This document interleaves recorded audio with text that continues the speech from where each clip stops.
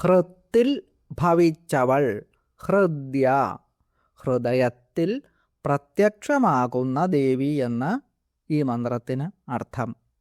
ഭക്തരുടെ ഹൃദയത്തിൽ വസിക്കുന്ന അമ്മ. അമ്മയുടെ സ്മരണം തന്നെ ആനന്ദം നൽകുന്നു. അതുകൊണ്ട് അമ്മ എല്ലാവർക്കും പ്രിയപ്പെട്ടവളാണ്. അതുകൊണ്ട് പ്രിയപ്പെട്ടവൾ എന്നും ഹൃദ്യ എന്ന ഈ മന്ത്രത്തിന് അർത്ഥമുണ്ട്. എല്ലാവർക്കും ഹൃദ്യമായ ദേവിയാണ് അമ്മ. മനസ്സിൻ്റെ സംശയങ്ങളെല്ലാം മാറ്റി അമ്മയെ സ്മരിക്കുക. അപ്പോഴാണ് ഇത് വ്യക്തമായി മനസ്സിലാകുന്നത്.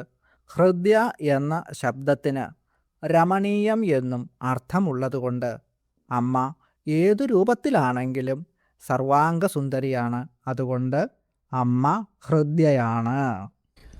ഓം ഹൃദ്യായൈ നമഃ.